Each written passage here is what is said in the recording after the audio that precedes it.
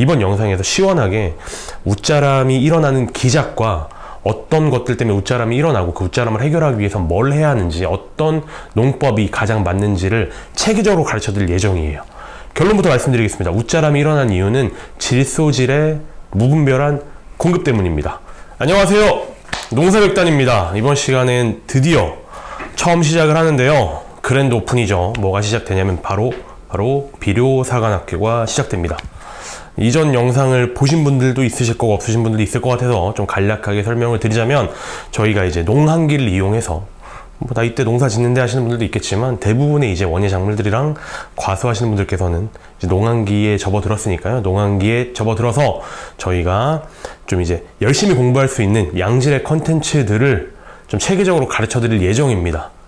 근데 이 영상은 내년도 2024년도 3월까지는 자유롭게 편하게 무료로 보실 수 있고, 그 이유는 저희가 이제 멤버십으로 전환을 할 거니까요.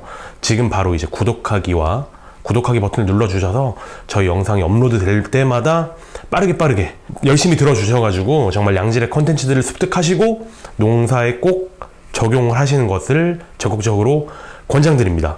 이번 시간은 처음으로 왜 나의 작물은 웃자랄까에 대해서 다루도록 하겠습니다.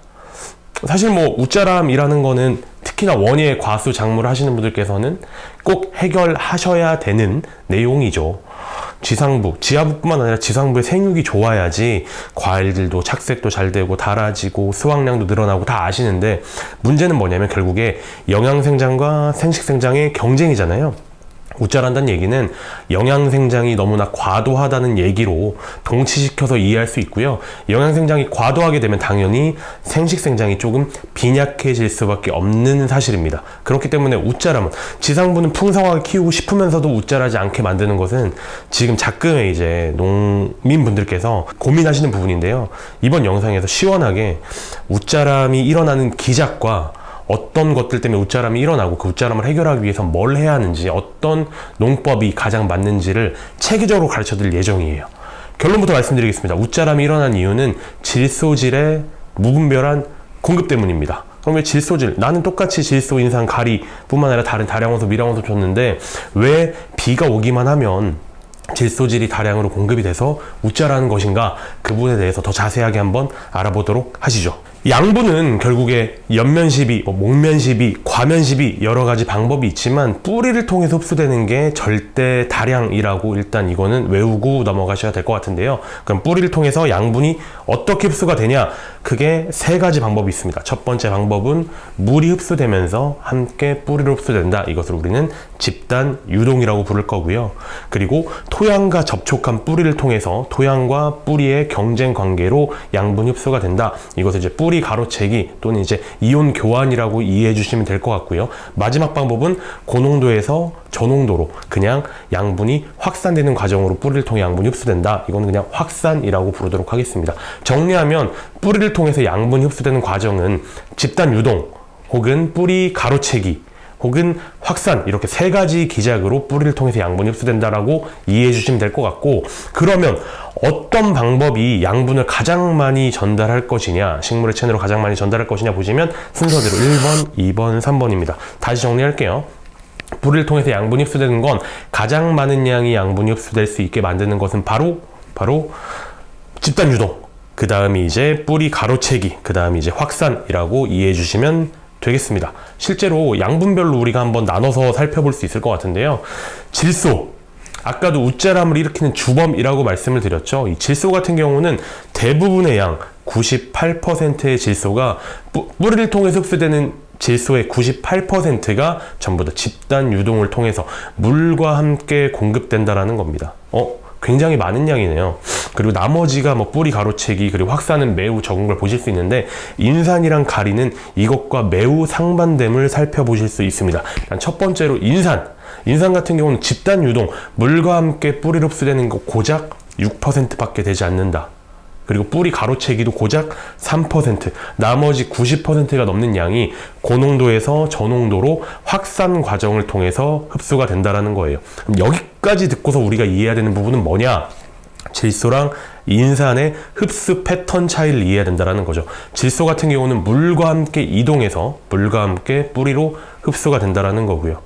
인산 같은 경우는 물에 그렇게 크게 영향을 받지 않고 고작 6%, 고농도에서 저농도로 91%가 확산 기작을 통해서 흡수가 된다라는 건데요. 아까 웃자람이 가장 많이 일어나는 시기에 대해서 제가 살짝 언급하고 넘어갔었는데, 농사를 직접 하시는 농가분들께서는 더 잘 아실 거라고 생각하고 아셔야 합니다. 언제 웃자람 많이 일어나죠? 예, 고온 다습할 때, 비가 많이 오는 장마철일 때 웃자람이 훨씬 더 심각해지죠. 이것은 토양의 함수율, 수분 공급량과 매우 밀접한 관련이 있습니다.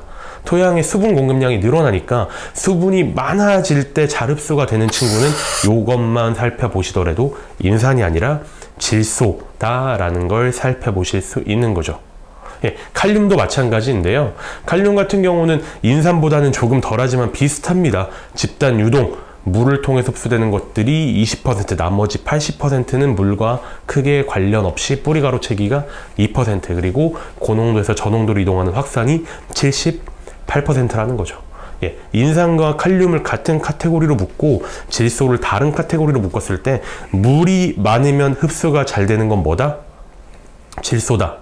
결국에 장마, 비가 많이 왔을 때 잘 흡수가 되는 양분은 뭐다? 질소다라고 이해해 주시면 된다라는 거죠. 질소가 많이 들어가면 당연히 웃자랄 수밖에 없는데요. 질소가 많이 들어갔을 때 웃자라는 건 뒤에 더 자세하게 말씀드리도록 하겠습니다. 칼슘도 한번 살펴보면요. 칼슘은 오히려 질소랑 조금 비슷한 패턴을 가지고 있네요. 예. 칼슘 같은 건 뭐 비료의 3대 영양소는 아니지만 굉장히 많은 양분이 많은 양이 공급이 되어야 되는 양분이니까 저희가 따로 넣어놨는데요. 72%가량이 물을 통해서 흡수가 되고, 뿌리 가로채기를 통해서 흡수되는 게 28%, 고농도에서 저농도의 확산을 통해서 흡수되는 건 굉장히 적구나라는 걸 살펴보실 수 있습니다. 예, 결국 작물들이 지상부뿐 아니라 지하부가 커지는 과정을 살펴보면은 결국에 세포 분열과 세포 비대로 살펴볼 수 있겠죠. 세포 분열은 말 그대로 세포의 수를 많게 하는 거고요. 분열이 끝난 후에는 이제 비대가 일어날 텐데, 세포가 비대가 일어나는 가장 간단한 기작은 액포 내에, 식물의 세포질 내에 있는 액포 내에 물 등이 저장되는 거예요. 뭐 물뿐만 아니라 다른 물질들도 저장이 되지만 대부분 물이 저장이 되는 거니까요. 물이 저장이 되면 세포가 커지고요. 세포가 하나가 커지면서 작물들 전체적인 사이즈가 커지게 되는 거죠.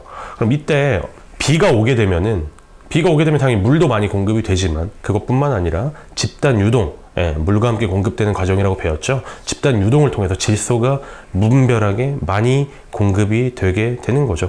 이 질소 같은 경우는 작물 내에서 영양생장을 굉장히 활성화시켜주는 역할을 하죠. 질소를 배경으로 하는 식물 호르몬, 뭐 옥신이나 지베렐린 자체가 작물들의 결국 신초라든가 뭐 가지라든가 잎들을 크게 하는 영양생장과 관련이 있기 때문에 이렇게 질소가 비와 함께 많이 공급이 되면 세포 내에 액포가 커지는 과정과 동시에 질소들이 많이 공급이 되기 때문에 영양생장이 더욱더 촉진이 되고 이것이 웃자람으로 이어진다라고 이해해 주시면 되겠습니다.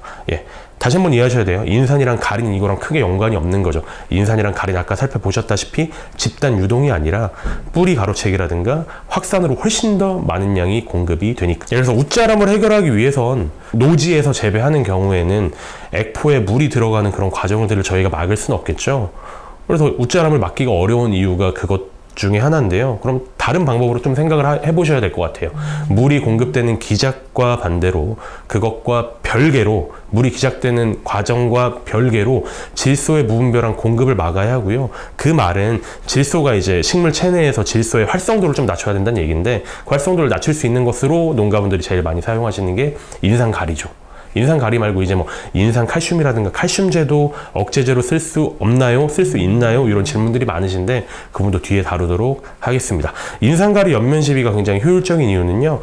첫 번째로 인산가리는 인산뿐만 아니라 가리 두 친구 전부 다 작물 체내에서 이동성이 좋아요. 그러니까 질소랑 경쟁할 수 있는 굉장히 힘이 센 친구다라고 이해해 주시면 될 것 같고, 두 번째는 다량 원소죠. 비료의 3대 요소잖아요. 질소, 인산, 가리. 그러니까 많이 공급을 했을 때, 그리고 고농도로 공급했을 때도 작물에 좀 해가 적다라고 이해해 주시면 되겠습니다. 그거 말고 다른 미량 원소 혹은 뭐 다량 원소를 투입을 해가지고 질소랑 경쟁을 시킨다고 했을 때 고농도로 하게 되면 작물에 이제 농도 장애가 좀 입을 수 있다라는 문제가 있겠죠. 다량 원소니까 좀 편하게 쓸 수 있다라는 거고요. 그 인산 자체가 이제 공부를 해보니까 인산 자체가 동화 과정의 방해 인자로 작용할 수 있는데요. 이제 웃자람을 막기 위해서 고농도로 인산이 공급이 될 때는 그 동화 과정에서 탄소의 고정을 인산이 조금 방해하는 역할을 합니다. 결국에 동화 과정을 조금 저해시켜주는 거죠. 저해시켜주기 때문에 과도한 웃자람을 미연에 방지할 수 있다라고 이해해 주시면 되겠습니다. 네, 그리고 인산이랑 칼륨이 이제 고농도로 공급이 되게 되면은 이제 식물 호르몬, 아무래도 농도에 스트레스가 있으니까요. 그 식물의 스트레스 활성 호르몬이 에부식산이 발생하게 되고요. 그 에부식산이 발생하게 되면 에부식산의 주요 기작 중에 하나가 바로 공변세포를 닫는 겁니다. 그러니까 식물의 기공을 좀 닫아주는 역할을 하는데요. 식물의 기공이 닫히면 두 가지의 유의미한 기작이 일어나게 되겠죠. 첫 번째 기작 같은 경우는 증산작용을 억제하니까 추가적으로 식물 세포질 내에 있는 그 액포에 물이 저장되지 않는다. 그러니까 추가적으로 웃자람을 좀 막아줄 수 있다라고 이해해 주시면 될 것 같고, 두 번째로는 기공이 닫혀 있으니까 호흡 등의 신진대사가 일어나지 않게 되겠죠.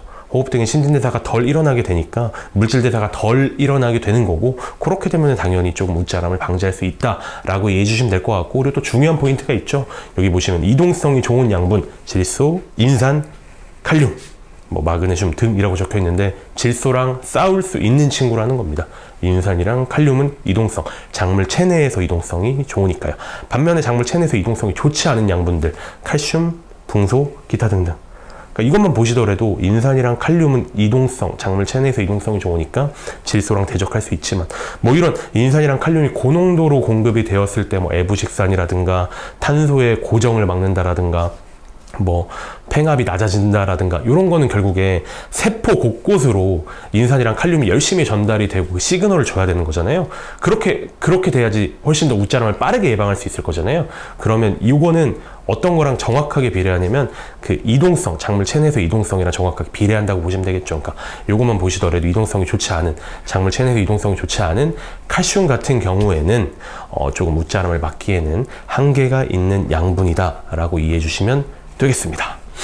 예, 다시 한번 또 나오네요. 예, 다시 한번 정리해서 말하면 칼슘 같은 경우는 인산, 칼륨과 다르게 이동성이 낮죠.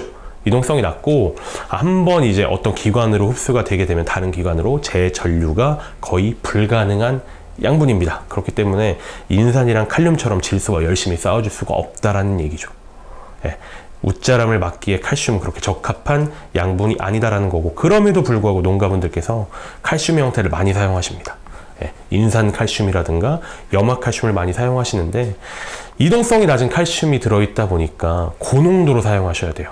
그럼 그렇게 했을 때 인산 칼슘 같은, 염화 칼슘 같은 경우는 워낙 고농도로 들어가게 되면 칼슘뿐만 아니라 염소가 무분별하게 공급이 되면서 작물에 염류 스트레스를 낼 수 있고요.